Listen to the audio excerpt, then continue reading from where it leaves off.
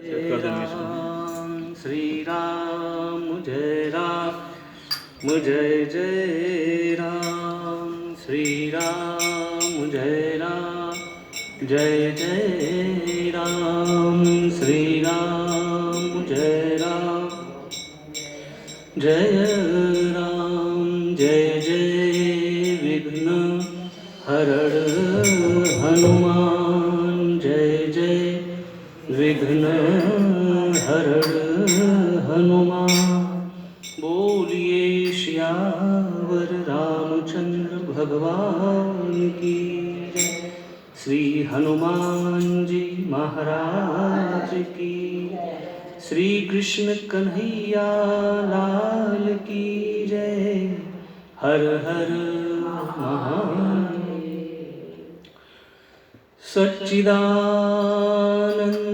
रूपाय विश्वोत्पत्त्यादिहेतवे तापत्रय विनाशाय श्रीकृष्णाय वयं नुमः। यं प्रव्रजन्तमनुपेतमपेतकृत्यं द्वैपायनो विरहकातर आजुहाव। पुत्रेति तन्मयतया तरवोऽभिनेदु स्तं सर्वभूतहृदयं मुनिमानतोऽस्मि। वसुदेवसुतं देवं कंसचाणूरमर्दनं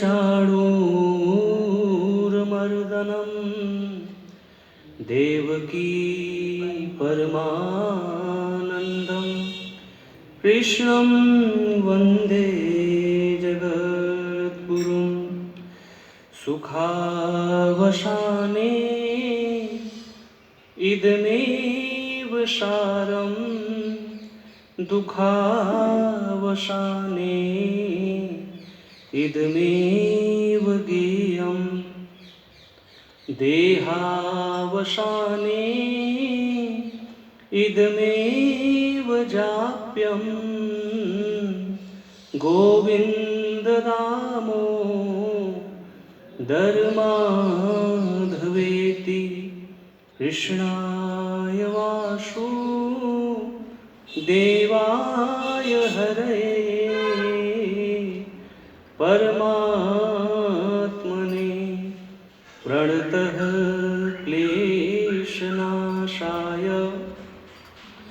गोविन्दाय नमो नमः। भक्तिभक्त भगवंत गुरु चतुरनाम बपुएक। तिनके पद बंदन किए नाशय विघ्न अनेक। यत्र यत्र रघुनाथ कीर्तनं तत्र तत्र कृतमस्तकाञ्जलिं। बाष्पवारि परिपूर्णलोचनं मारुतिं नमत राक्षसान्तकं। श्री राम मैं सब जग जानी करऊं प्रणाम जोरि जुग पानी। बोलिए श्यावर रामचंद्र भगवान की। श्री हनुमान जी महाराज की। बलबीरों के सर ताज हो तुम बजरंग तुम्हारी जय हो। बलबीरों के सर ताज हो तुम बजरंग तुम्हारी। जग जन के दर पे आज हो तुम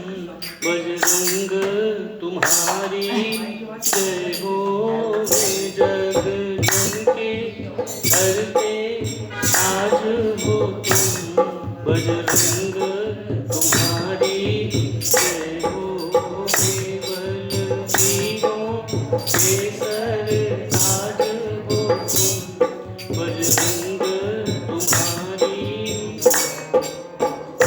बजरंग तुम्हारी जय हो बजरंग तुम्हारी जय हो जय जय हो जय जय हो जय जय हो जय हो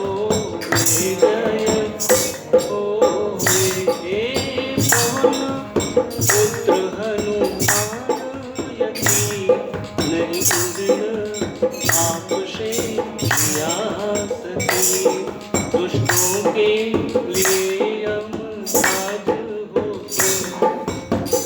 बजरंग तुम्हारी जय हो रे बजरंग तुम्हारी जय हो रे बजरंग तुम्हारी सकल योजन सिंधु लांघ गए गढ़लंक जरीन हरीशं प्रभु सेवा जा बाज हो बजरंग तुम्हारी जय हो बजरंग तुम्हारी जय हो बजरंग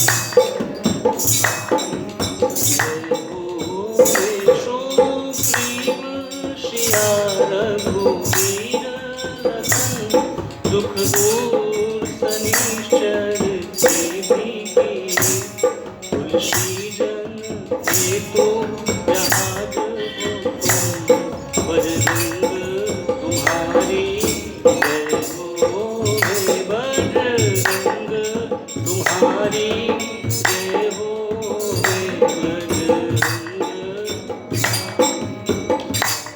बल ब्रह्मचर्य का दिखलाकर सतमार्ग प्रदर्शक आप बने मांडव्य गरीब निवाज हो तुम बजरंग तुम्हारी जय हो बजरंग तुम्हारी जय हो बजरंग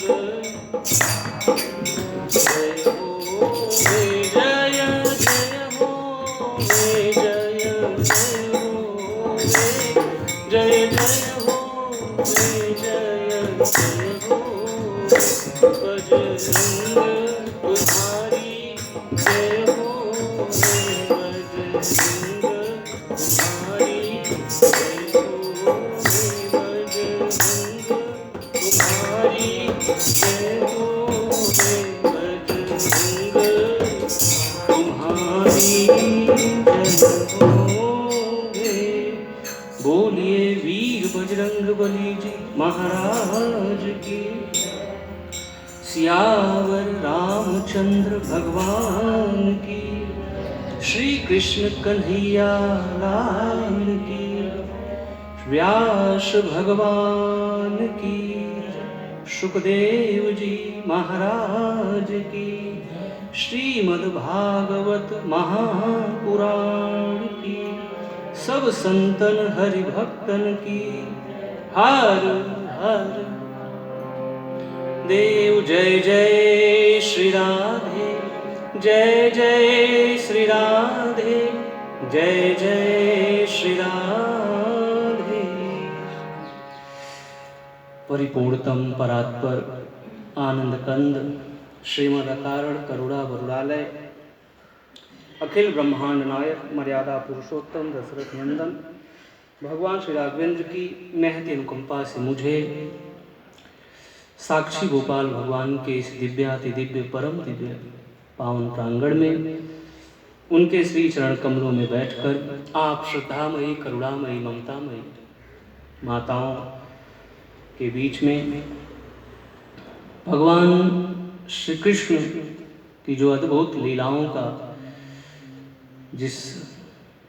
जो महापुराणों का जो सार है श्रीमद् भागवत महापुराण को गाने का दिव्यतम स्वर्ण अवसर प्राप्त हुआ। इस कथा के मूल में जिनकी कृपा है उन श्री सीताराम भगवान के श्री चरण कमलों में नमन, वंदन, अभिनंदन, प्रणाम। आइए श्री सीताराम भगवान के चरण शरण में रहते हुए हम और आप अपनी कथा की तरफ आगे बढ़ें। कथा में आगे बढ़ें उसके पूर्व कुछ हम और आप आपस में संवाद कर लें। आज हम और आप जितनी भी खुशी का दिन कहें, प्रसन्नता का दिन कहें, अच्छा दिन कहें, इतने समय से कथा बंद थी। आज अपने कन्हैया ने मानो फिर से इस कथा को शुरू किया है। अपने महावीर बैठे हुए हैं हनुमान जी महाराज ने, तो उन्होंने ही कथा को शुरुआत किया है। और प्रभु से हम और आप प्रार्थना करें कि अब ये कथा निरंतर जिस रूप में चलती रहती थी, और मुझे भी बहुत फक्र होता था, गर्व होता था कि मैं कहता भी रहता था गाँव में लोगों से कि शहरों में तो ऐसा है कि जो बराबर कभी लड़ी टूटती ही नहीं। एक वक्ता गए, दूसरे आए, दूसरे जाते थे, तीसरे आते, ऐसे चलता रहता है। लेकिन क्या कहें, एक ऐसी विषम बेला आई जिसने सबको दरकिनार कर दिया, जिसको कभी हमने और आपने ऐसा सोचा भी नहीं था कि ऐसा होगा। वो चीज हमें और आपको देखनी पड़ी। और खुशी की बात यह भी है कि अब प्रभु कृपा से वो जा भी रहा है। अब उसका कोई नया रूप ना सामने आए, और जल्द से जल्द भगवान करें, महावीर करें, ये संकट बहुत दूर बहुत दूर बहुत दूर बहुत दूर चला जाए, और ये कभी ना आए, कभी ना आए, और कभी ना आए। मैं भी बहुत समय से घर पर बैठा था। मेरे भी मन में ये बात आ रही थी, कब कथा होगी, कब कथा होगी, कब अपने भक्तों से मिलने का जो संवाद होता है, मानस को, श्रीमद् भगवत गीता को केंद्र में रख करके वो कथाएं हम और आप कब गाएंगे, कब सुनेंगे। लेकिन समय बीतता गया, समय बीतता गया,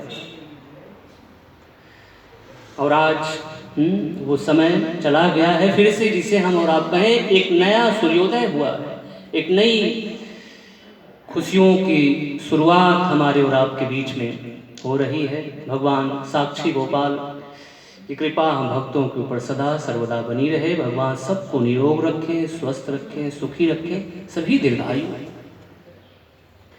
इसके साथ साथ जब भी हम और आप देखें श्री मानस जी में, जब भी वक्ता ने श्रोता को पाया है तो उसकी खुशी का ठिकाना नहीं रहा। जब भी, क्योंकि उसे भी एक कथा कहने की, जैसे हम और आप कहें ना, ये हमारी भूख है, ये हमारा भोजन है, इसके बिना हमें अधूरा लगता है। आज तो कथा मिली ही नहीं, और हम और आप उसी प्रकार के अच्छे श्रेणी के सत्संगी हैं।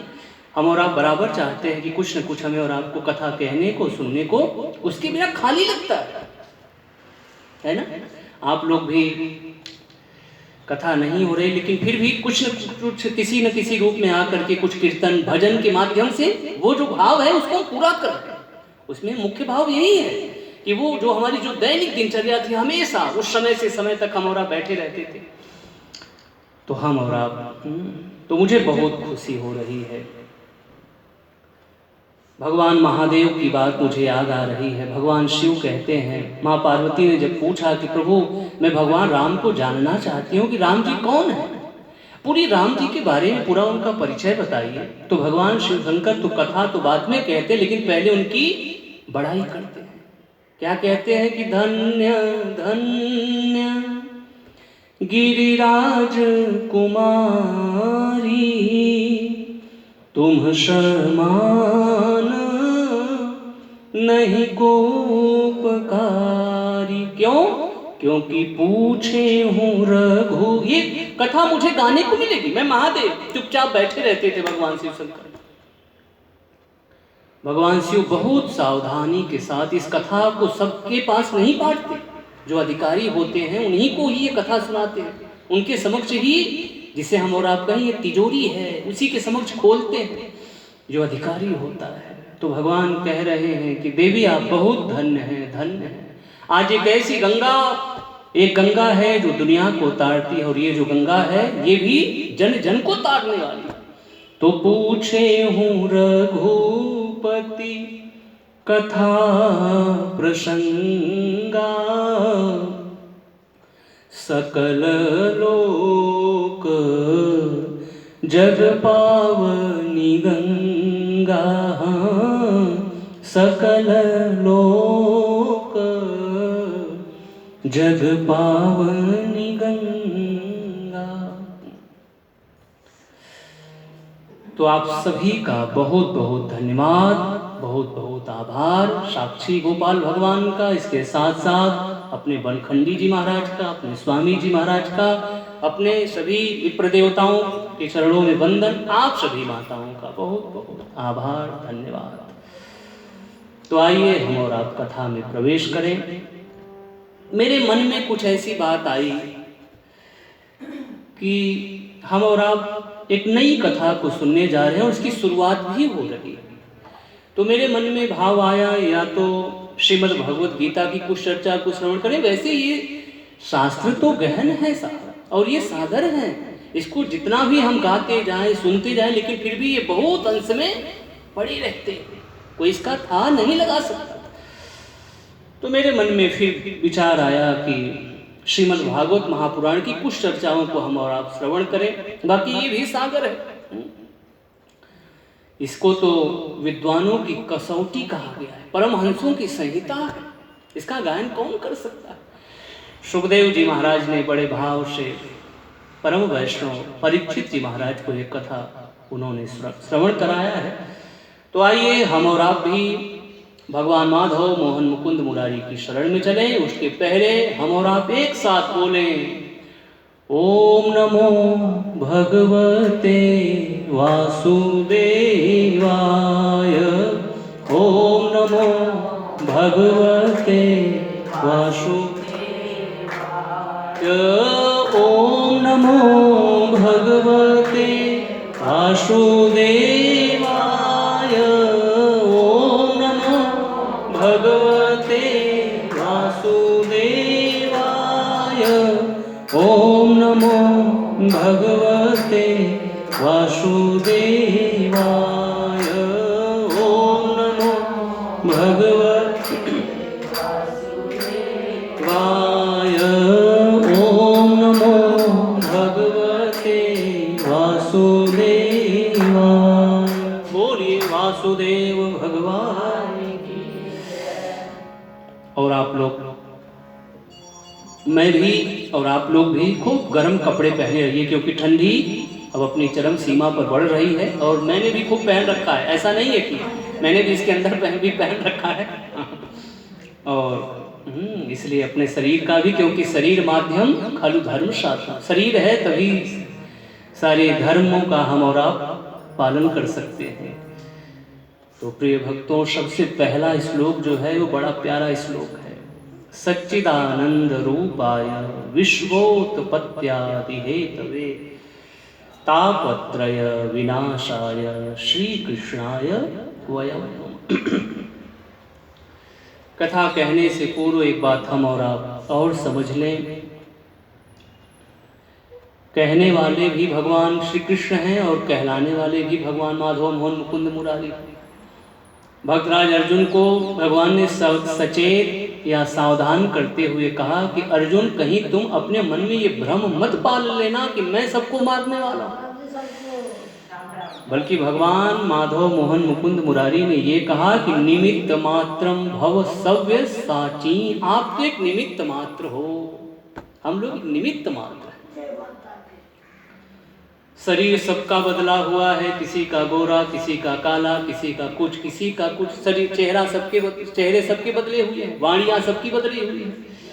लेकिन इस कितना भी कोई बदला हो, 84 लाख जो भी चर अचर जड़ चेतन जो भी हो, लेकिन सबके अंदर वास एकमात्र वासुदेव भगवान का ही है। इसलिए हमारे शास्त्रों ने, इसलिए हमारे विद्वानों ने कहा वासुदेवः सर्वम्। सब में, सारे घट में भगवान सूर्य एक ही है। वो कितने घटों में, चाहे करोड़ों हम और आप घट रख दें, लेकिन सब में उनका प्रकाश पड़ रहा है ना। लेकिन उसमें जैसे ही वो फूटते हैं फिर से उसी में जाकर के जो अंश है ये फिर उसी अंशी में जाकर के मिल जाता है। यत् करोषि यदस्, फिर उसमें वो अपने को समर्पित कर देता है कि मैं आपका था और आप में ही, फिर वो जो भूत था वो सागर में मिल गया। तो इस प्रकार से प्रिय भक्तों, भगवान ही कहने वाले हैं, भगवान ही कहलाने वाले हैं, लेकिन फिर भी कहीं न कहीं भाव आ ही जाता है कि मैं ऐसा मैं वैसा। भगवान हम सबकी बुद्धि को सद्बुद्धि से ओतप्रोत रखें। तो आइए, सबसे पहला श्लोक बड़ा प्यारा श्लोक है कि सच्चिदानंद रूपाय। भगवान का जो स्वरूप है वो सच्चिदानंदमय है और हमें और आपको कोई जल्दी भी नहीं है। खूब आराम से कथा को धीरे धीरे हम और आप श्रवण करें, क्योंकि कथा जल्दी हो तो फिर जल्दी के लिए भी है कि आदौ राम तपो वनाद गमनम हत्वा मृगम कांचनम वैदेही हरणम जटायुमरणम सुग्रीव संभाषणम एतद्धि-राम। बहुत शॉर्टकट में भी बता दिया कि यही रामायण, और श्रीमद् भगवद गीता को भी 4 श्लोकों में बता दिया यही श्रीमद् भागवत है। बाकी जिसकी बुद्धि जहाँ तक पहुँचे वहाँ तक वो अपनी बात को प्रेम से हम और आप इसे समझें, आनंद के साथ, मस्ती के साथ। तो सच्चिदानंद रूपाय, भगवान का जो स्वरूप है वो मंगल का भी स्वरूप है, सुख का भी स्वरूप है और सच्चित आनंद का भी स्वरूप है। आज इसी श्लोक का थोड़ा मैं चिंतन मनन थोड़ा कर रहा था तो मेरे मन में एक बात आई कि जो भगवान कृष्ण हैं वही भगवान राम हैं, और जो भगवान राम हैं वही भगवान कृष्ण, या भगवान शिव भी अलग नहीं है। भगवान शिव और भगवान राम की जो ऐक्य संबंध है, जो दोनों का एक दूसरे के प्रति एक दिव्य प्रेम है, एक दूसरे के प्रति जो दिव्य समर्पण है, श्री रामचरितमानस प्रमाण देते हैं, उसके गवाह हैं। शंकर प्रिय मम द्रोही शिव द्रोही मम दास, ते नर करहि कलप भरि घोर नरक महु। तो भगवान सब मिलाकर यदि हम और आप देखें तो राम कृष्ण एक है। अब थोड़ी बातें कुछ अलग, उस युग के लिए वो चीज जरूरी था। सीधी सी बात, हम और आप ये इस बात को समझें। जैसे सतयुग था तो सतयुग में सत्व गुण की विशेष प्रधानता थी। उस समय लोगों का दिल दिमाग बहुत सुंदर था, इसलिए उस युग के देवता कौन थे? भगवान विष्णु। सतयुग के बाद त्रेता हुआ, थोड़ा सा दिल दिमाग में लोगों, अब यही है, ऊपर से लोग नीचे आते जा रहे हैं। लोगों की जो बुद्धि है, जो बातें हैं, जो समझदारी है, वो डाउन होती जा रही है। पहले ऊपर थी फिर डाउन होती जा रही है। त्रेता आया, हम और आप सतयुग में हो सकता है कुछ हुआ हो, लेकिन विशेष रूप में कोई बातें दिखाई नहीं पड़ती। लेकिन त्रेता में क्या हुआ? लोगों की बुद्धि धीरे धीरे नीचे जाने लगी। अब भगवान राम ने किसी का क्या बिगाड़ा था? और एक बात मैं आप लोगों से ये भी कहूँ, मेरी जो धारा बही है वो रामचरितमानस से बही है। आप लोग तो जानते ही हैं, मैं बराबर रामचरितमानस को ही मैं गाता हूँ। उसमें फिर श्रीमद् भगवद गीता भी आया, उसके बाद श्रीमद् भागवत भी कुछ ये भी आया है। तो हमें और आपको शास्त्रों का अध्ययन करना ही चाहिए, क्योंकि सभी शास्त्रों में बहुत सारी ज्ञान की बातें रखी हुई हैं। हमारे और आपके आत्मोद्धार के लिए सारे शास्त्रों में बहुत सारी बातों को हमारे शास्त्रकारों ने, विद्वानों ने कहा है। तो भगवान राम सभी प्रकार से ठीक थे, उन्होंने किसी का कुछ भी नहीं किया। जिनका सब कुछ अच्छा था, लेकिन फिर भी किसी ने दोषारोपण लगा दिया। किसी ने भगवान के ऊपर उंगली, दोषारोपण का मतलब उंगली उठा ही थी। देखो ये तो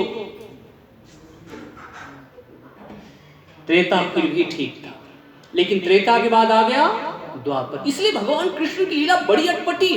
क्यों? क्योंकि ये लीला, ये युग का भी तो प्रभाव है। जैसे युग है उसी रूप में भगवान भी बदले हैं। हम और आप देखें ना, मुझे तो यही लगता है, मेरी जो समझ मुझे कहती है, जिस रूप में जिस प्रकार की आवश्यकता थी, जरूरत थी, उस रूप में उस प्रकार से भगवान ने इसलिए भगवान कृष्ण की लीला को बहुत समझने की जरूरत है। क्योंकि इनका एक नाम है बांके बिहारी लाल की। सब कुछ हमारे विचारकों ने, विद्वानों ने कहा भगवान का सब कुछ टेढ़ा ही टेढ़ा है। हाँ, कई जगह से भगवान टेढ़े, कौन समझ सकता है, कौन इनको जान सकता है? हाँ, तो वही जाने सोई जाने जेहि देहु जनाई, और जो जान लेगा वो क्या होगा? जानत तुम ही होई जाई। हाँ, सोई जाने। कितनी अटपटी लीलाएं हैं भगवान कृष्ण की, कितनी अटपटी लीलाएं हैं। कुछ प्रसंग तो ऐसे अद्भुत हैं कि ये होता है, क्या हुआ? भगवान ने गोपियों से कहा मैं आऊंगा, लेकिन जाने के बाद आए कभी? यशोदा मां से कहा मां आपका बड़ा, यही तो विचित्रता है, यही तो समझना है। तो सबसे पहला श्लोक बहुत प्यारा श्लोक है, सच्चिदानंद रूप। भगवान सत्य है, तो इसका मतलब भगवान नहीं है तो क्या भगवान झूठे हैं? मैया मोरी मैं नहीं माखन, खा रहे हैं माखन और कह रहे मैं, तो हम कैसे मान लें कि आप सत्य स्वरूप हैं? तो इसका मतलब क्या भगवान झूठे हैं? इसका मतलब क्या हम और आप यही समझ लें कि भगवान झूठे हैं? भगवान कहते तो कुछ है और कर कुछ रहे हैं। लेकिन वस्तुतः यदि हम और आप देखें तो जिस सत्य को भगवान समझ रहे हैं उस सत्य को और कोई नहीं समझ रहा। यही तो अद्भुत बात है। जिस सत्य को भगवान माधव मोहन मुकुंद मुरारी समझ रहे हैं उस सत्य से अपरिचित है कौन? यशोदा मैया, गोपियां, पांडव, कौरव और जो भी भगवान को ना जाने। सीधी सी बात है, वो भगवान को लेकर के, भगवान की बातों को सुन करके कुछ का कुछ अलग की बात है, वो जो भी सोचे समझे। इसका मतलब इसलिए तो भगवान सत्य स्वरूप हैं, क्योंकि जिस सत्य से भगवान जिस सत्य को देख रहे हैं उस सत्य को और लोग नहीं देख रहे हैं। तो भगवान सत्य स्वरूप हैं। बड़ा प्यारा भाव हमारे संतों ने, हमारे विद्वानों ने रखा है। एक बार भगवान बाल कृष्ण लाल सभी ग्वाल बालों के साथ खेल खेल रहे थे। इतने में भगवान माधव मोहन मुकुंद मुरारी ने अपने मुंह में मिट्टी को डाल दिया, मिट्टी को खा लिया। अब वो ग्वाल बाल आए माँ यशोदा के पास, माता माँ ये आपको पता है आपके कन्हैया ने आज मिट्टी खा ली। अच्छा, आज मैं इसकी खबर लेती। अब भगवान कृष्ण से पूछा गया कि आपने क्या मिट्टी खाई? उन्होंने कहा नहीं नहीं माँ, मैंने मिट्टी को नहीं खाया। ना हम भक्षित वाह अम्ब, हे माँ मैंने भक्षण नहीं किया है, मैंने मृदा का भक्षण नहीं किया है। तो इसका मतलब ये जो बच्चे हैं क्या ये झूठ बोल रहे हैं? हाँ हाँ माँ, ये सभी झूठे हैं, सर्वे मिथ्याभिशंसिनः, ये सभी लोग झूठ बोल रहे हैं। और इस प्रकार की बातें जब भगवान माधव मोहन मुकुंद मुरारी कहते हैं कि सभी लोग झूठ बोल रहे हैं, अच्छा तो एकमात्र सत्यवादी तू ही है, बाकी सब लोग झूठ बोल रहे हैं। इस प्रकार से माँ यशोदा हाथ में मानो डंडा लिए हैं और खींचते हुए इस प्रकार की बातें कह रही है।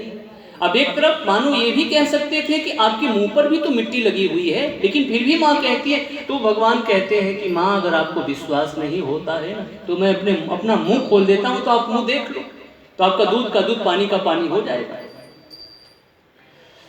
माँ ये बातें कहते कहते ये भी बोल पड़ी, ये जो तेरा बड़ा भाई बलराम है ये भी कह रहा है, अब तू बोल। अब भगवान कृष्ण को ये हुआ, हमारे संतों ने इस पर बड़ा खोज किया कि जो हजारों आंखों से देख रहा है कि भगवान कृष्ण ने मिट्टी को अपने मुंह में लिया, क्या उसको भी झूठ कहलाना ठीक रहेगा? ठीक है, ये बात ठीक है। उन्होंने इस बात को फिर नजरअंदाज कर दिया। उन्होंने ये नहीं कहा कि बलदाऊ भैया झूठ बोले, ये नहीं कहा था, चुप हो गए। उन्होंने सिर्फ माँ से यही कहा, माँ आपको यकीन नहीं हो रहा तो मैं मुंह खोल दे रहा हूँ, आप मेरे मुंह को देख लीजिए। हाँ हाँ खोल। और जब मुंह खोला तो उसमें सारा का सारा ब्रह्मांड दिखाई पड़ा। अब उसमें सत्य आप और हम और आप समझ लें कि भगवान क्या झूठ बोल रहे हैं। अब इस देखिए यही बात है, जब तक हम समझ नहीं रहे हैं तब तक हमें ऐसा लगता है कि भगवान के झूठ बोल रहे हैं, लेकिन जब इस बात को हम समझ लिए तब हमें और आपको ऐसा लगा और हम और आप जान गए कि भगवान झूठ नहीं बोल रहे हैं।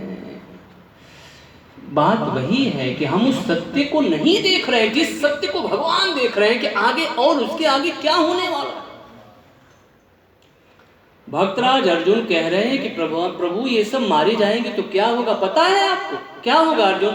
प्रभु बहुत सारी सृष्टि में अराजकता विषमता जन्म लेगी, बहुत सारे वर्ण संकर उत्पन्न हो जाएंगे, और पता है प्रभु फिर कुल जो है नष्ट हो जाता है, बहुत प्रकार की बातें आती, विषमता आती है। तो भगवान अभी भी समय है, युद्ध को रोक दिया जाए। अब आप सोचिए, अर्जुन की दृष्टि एक सीमित दृष्टि है, बाकी वो भी नरावतार ही है, नरों में श्रेष्ठ है। भगवान माधव मोहन मुकुंद मुरारी श्रीमद् भगवद गीता में कहते हैं कि पांडवों में मैं अर्जुन बहुत श्रेष्ठ है, बहुत श्रेष्ठ। लेकिन फिर भी जो सत्य भगवान देख रहे हैं उस सत्य से अपरिचित हैं। कौन? धनंजय, पार्थ, गुड़ाकेश, भक्तराज अर्जुन उस सत्य से अपरिचित हैं। और वो यही कह रहे हैं, नहीं प्रभु युद्ध होगा तो ऐसा होगा वैसा होगा, लेकिन भगवान उसके और भी आगे देख रहे हैं।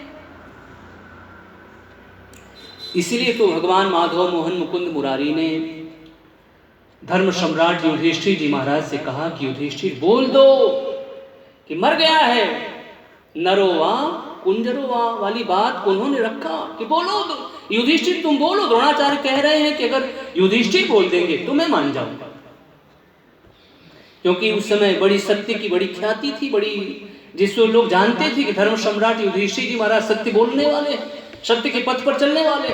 अगर वो कह देंगे, द्रोणाचार्य जी महाराज को विश्वास है, तो मैं मान जाऊंगा कि हाँ मेरा पुत्र मारा गया। नर मरा कि कुंजर मरा वो बात की बात है, वो तो मैं संभालूंगा, बाकी सिर्फ आप इतना बोलो।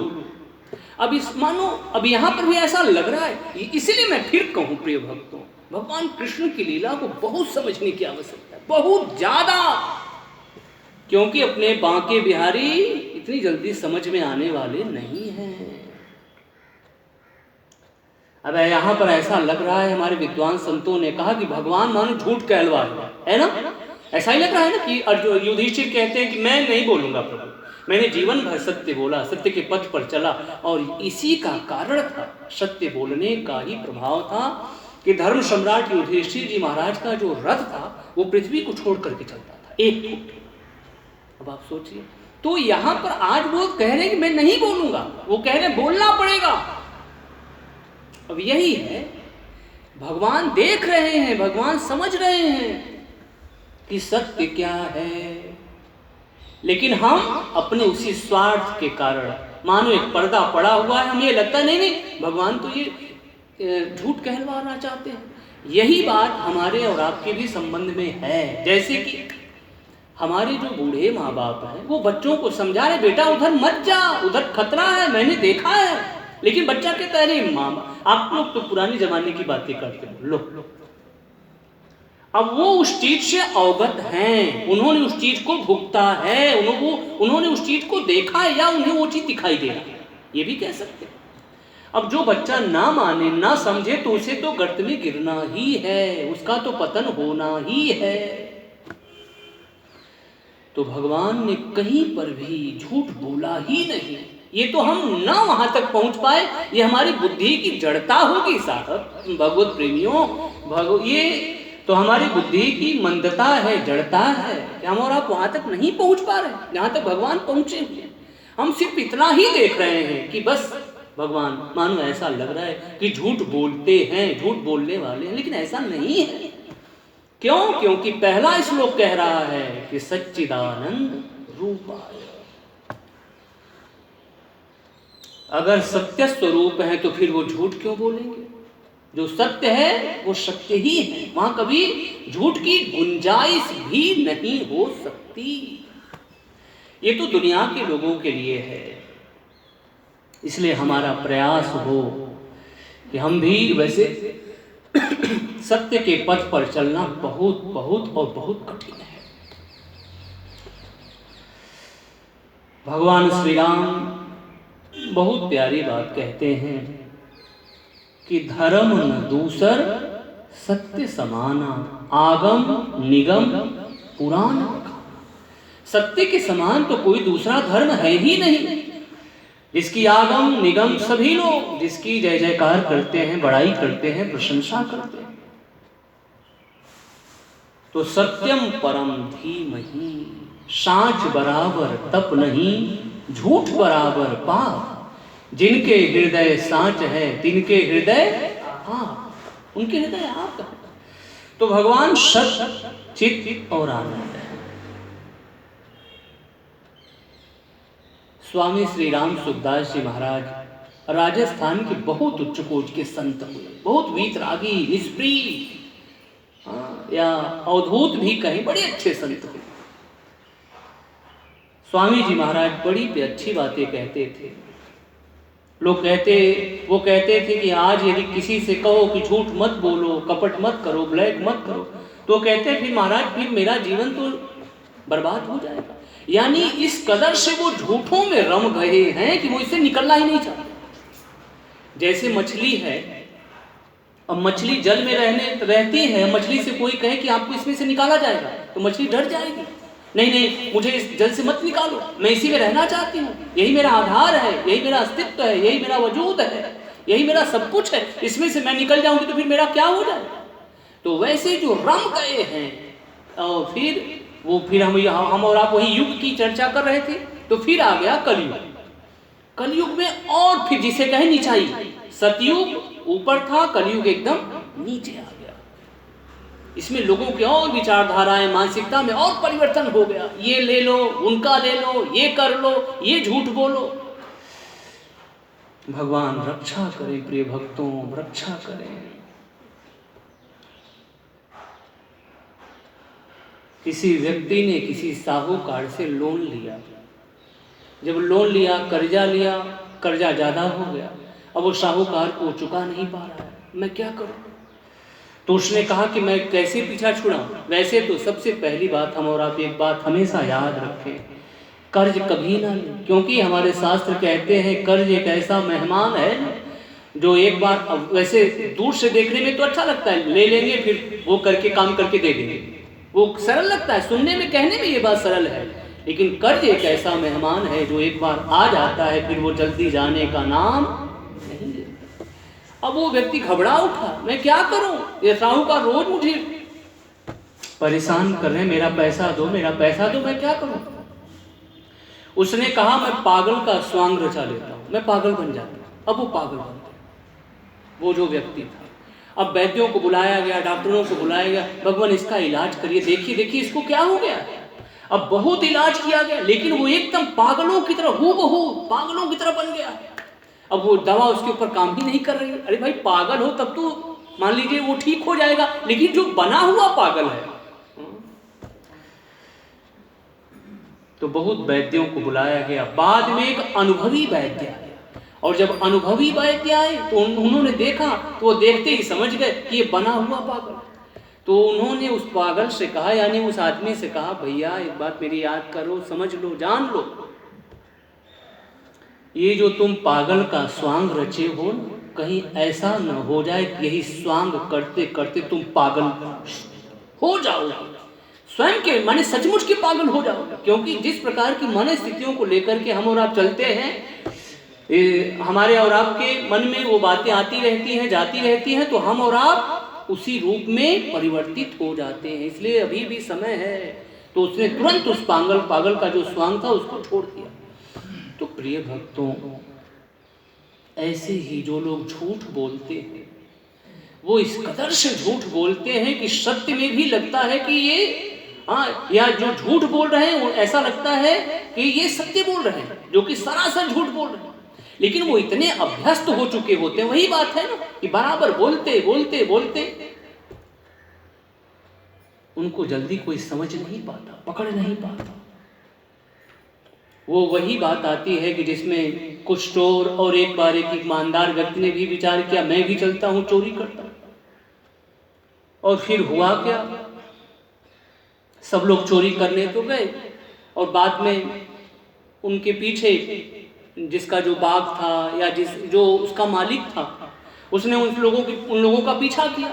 तो हुआ क्या, चोर तो भाग गए क्योंकि उनका काम था, वो तो भाग गए, लेकिन जो ईमानदार व्यक्ति था वो फंस गया।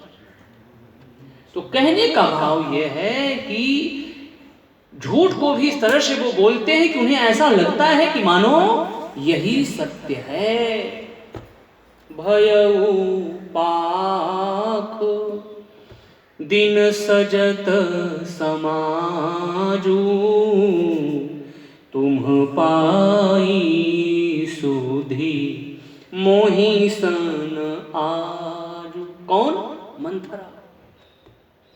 मंथरा कह रही है महारानी जी मैं आपको क्या बताऊं, ये आज कल की बात नहीं, ये 15 दिनों की बात चली है। लो ऐसी ऐसी झूठ की बातें लोग कह देते हैं कि हम और आप भी मान लेते नहीं नहीं ये बिल्कुल ठीक कह रहे हैं।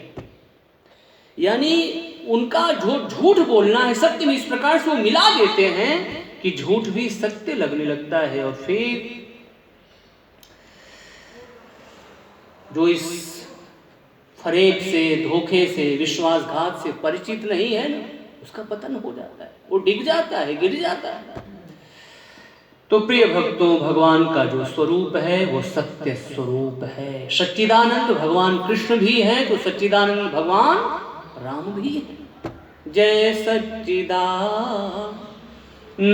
जग पावन, अस कही चले मनोजन सावन। तो भगवान सत्य भी हैं, चित्त भी हैं और आनंद भी।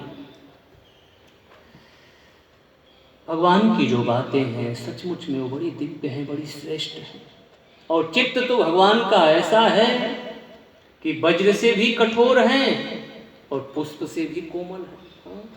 भाल तिलक श्रम बिंदु सुहाए। जब भगवान फूल तोड़ रहे हैं उसमें माथे पर पसीने की बूंदें छलकने लगी, दिखाई पड़ने लगी।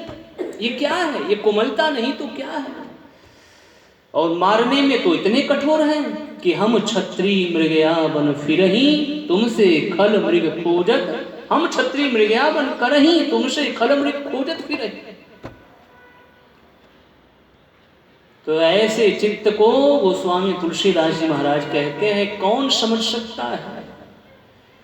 समुझ परई कहु काहे। जो वज्र से भी कठोर है और पुष्प से भी कोमल है।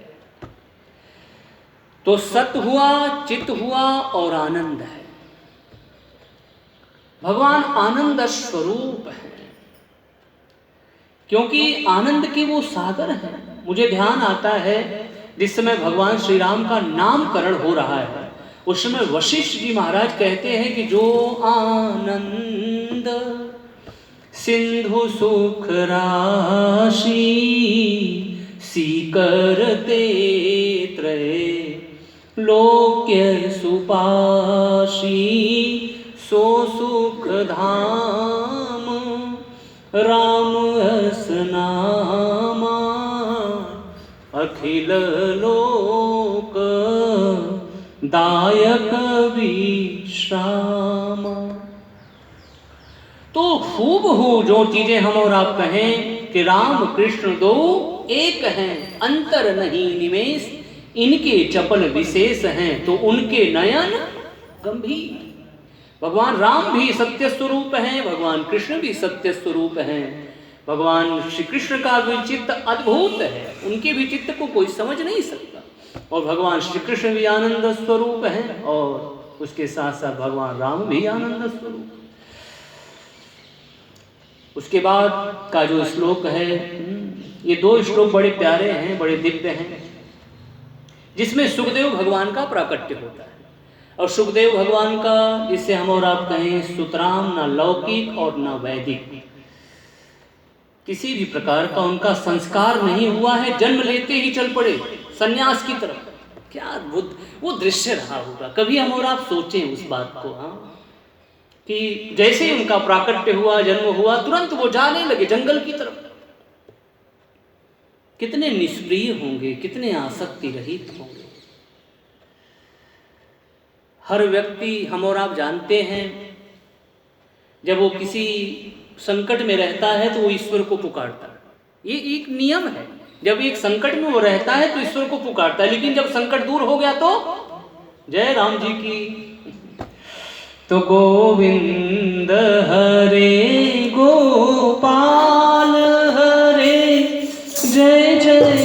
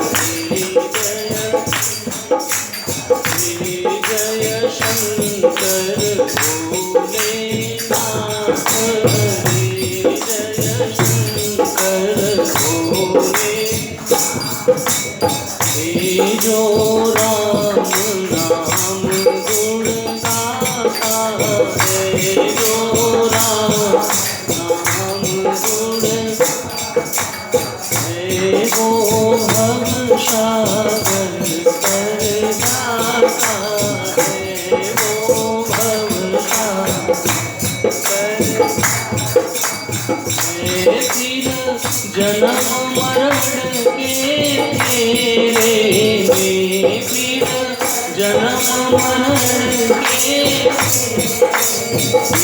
नहीं चक्कर में वो आता है, नहीं चक्कर में वो गोविंद हरे गोपाल हरे गोविंद हरे हरे जय जय प्रभु दीन दयाल हरे जय जय प्रभु दीन हे गोविंद हरे गोपाल हरे गोविंद हरे गोपाल हरे जय जय प्रभु दीन दयाल हरे जय जय प्रभु दीन दयाल हरे।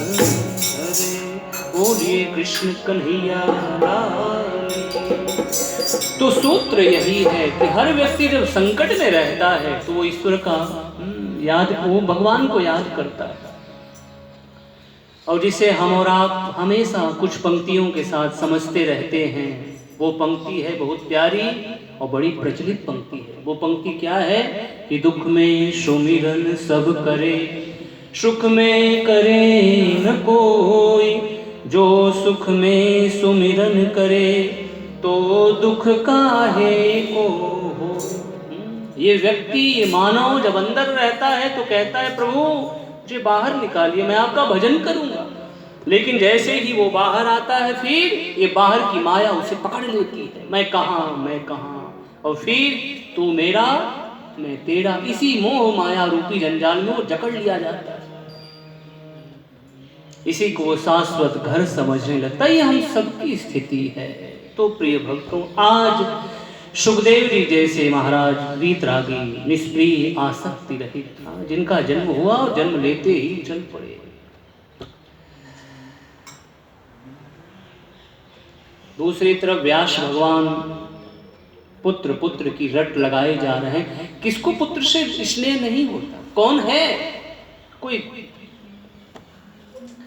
कोई अवधूत हो तो प्रणाम है उनको। बाकी हर व्यक्ति, जो संसारी, हर व्यक्ति को पुत्र की चाह है, धन की चाह है, यश की चाह है। ये तीन चीजों ने हर व्यक्ति के मन को मलिन कर रखा है। सुत वित लोक ईश नातीनी, केहि कै मति इन्ह कृत न मलिनी। कौन नहीं जानता? बड़े समय के बाद मेरा पुत्र हुआ। व्यास भगवान अवतार है, ध्यान रखिएगा। लेकिन फिर भी देखिए, बेटा बेटा बेटा, और विरह का बहुत विरह से कह रहे हैं, बेटा तू कहाँ चला जा रहा है? कितने समय के बाद तू आया और तू जा रहा है, बेटा रुक जा बेटा, रुक जा बेटा। लेकिन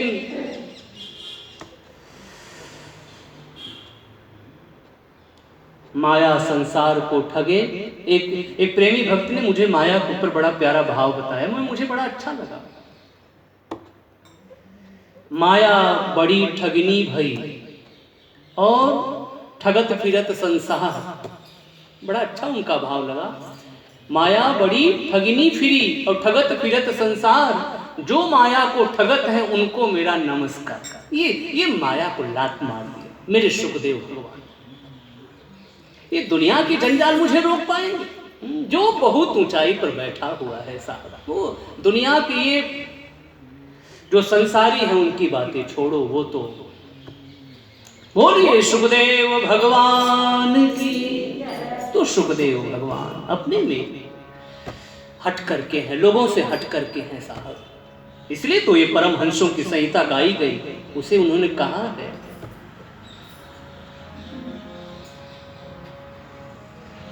तो उनकी तरफ से जो वृक्ष इत्यादि थे उन्होंने तन्मय होकर के बड़ी तन्मयता के साथ उन्होंने पुकारा बेटा बेटा, और सारे वृक्ष एक होकर के उन्होंने उनकी तरफ से उत्तर दिया। व्यास भगवान कहते हैं ऐसे सर्वभूत हृदय सुखदेव भगवान को मेरा नमस्कार। नारायणं नमस्कृत्य नरं चैव नरोत्तमं देवीं सरस्वतीं व्यासं ततो जय मुदीरये। और उसके बाद अब इस कथा का शुभारंभ होने जा रहा है। और ये कथा जिसे हम और आप कहें वैष्णव क्षेत्र में बैठे हुए हैं सौनकादिक ऋषि का, वैष्णव क्षेत्र बड़ा प्यारा शब्द है। नैमिषारण्य की परम पावन भूमि पर सौनकादिक ऋषियों की बातों को हम और आप जानते हैं, सुनते हैं। ये 88,000 है ना ऋषिगण, सौनकादिक ऋषिगण हम और आप सुनते रहते हैं। तो बहुत बड़ी संख्या में, और ये बहुत बड़े संकल्प, बहुत बड़े जिसे हम और आप कहें भगवत आराधन के लिए एक दिव्य क्षेत्र में बैठे हैं। वो क्षेत्र कौन सा है? नैमिषारण्य। नैमिषारण्य की चर्चा अपने मानस में वी गोस्वामी तुलसीदास जी महाराज कहते हैं, तीरथ बर नैमिष विख्याता अति पुनीत साधक सिद्धि। साधकों को भी ये सिद्धि देने वाला है, ऐसा दिव्य है नैमिषारण्य की परम पावन भूमि। और वहां पर एक दीर्घकालीन भगवत आराधन के लिए वो एक दिव्य यज्ञ का शुभारंभ किया। अब एक प्रश्न खड़ा होता है कि आखिर उन्होंने इस दीर्घकालीन एक दिव्य भगवत आराधन के लिए ये सत्कर्म वो क्यों करने जा रहे हैं? क्यों? इसलिए वो कर रहे हैं क्योंकि कलयुग आ गया है। और उन्होंने विचार किया कि यदि हम इसी प्रकार से संसार में रमते रहेंगे, फिरते रहेंगे, तो ये कलयुग इसने किसी को छोड़ा नहीं साहब। इस कलयुग में कोई हो साहब, कोई हो, उसमें सब आ गए। सीधी सी बात मैं कहूँ, उसमें सब आ गए। कलिकाल विहाल किए मनुजा। इस कलिकाल ने, इस कलिकाल रूपी जो राक्षस है, इसने सबको परेशान कर रखा। ऊपर से लेकर नीचे तक या नीचे से लेकर ऊपर, सब परेशान है। भगवान सबकी रक्षा करें, हम सबकी ये प्रार्थना हो। तो प्रिय भक्तों, जो इस कलिकाल के संग में है वो दूषित हो ही जाता है। अब जो दृढ़ता पूर्वक भगवत आराधन में लग जाए वो बच सकता है, क्योंकि चलती चाकी देखकर दिया कबीरा रो। दो पाटन के बीच में साबुत बचा न कोई। लेकिन देखने वाले ने गौर पूर्वक देखा तो उन्होंने कहा नहीं नहीं, कोई दाना बच गया। पूछा कौन दाना? बोले कि जो दाना कील के पास आ गया वो दाना बच गया। तो उसी प्रकार से जो भगवत आराधन करता हुआ अपने जीवन को बिताए, अपने समय को बिताए, वही इस कलिकाल रूपी जो राक्षस है, जिसे हम और आप कहें चकमा दे सकता है, वही इसे मात दे सकता है। और ये कलयुग रूपी जो दावानल है, ये उसी के पास नहीं आएगा जिसके जीवन में ये दिव्य बातें होंगी। और नहीं तो इस कलिकाल ने ऊपर से लेकर नीचे, नीचे से लेकर सबको परेशान कर रखा। तो प्रिय भक्तों, इससे बचने का उपाय बस हरि नाम है, हरि नाम है, हरि नाम है।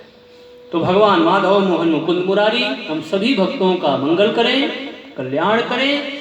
उन्हीं को याद करते हुए, उन्हीं का चिंतन मनन करते हुए हम और आप प्रस्थान करेंगे। लेकिन उसके पहले गाइए श्री राम जय जय राम। श्री राम जय जय राम, श्री राम जय जय राम, श्री राम जय जय, श्री राम जय जय राम, श्री राम जय जय राम, श्री राम जय जय राम, श्री राम जय जय राम।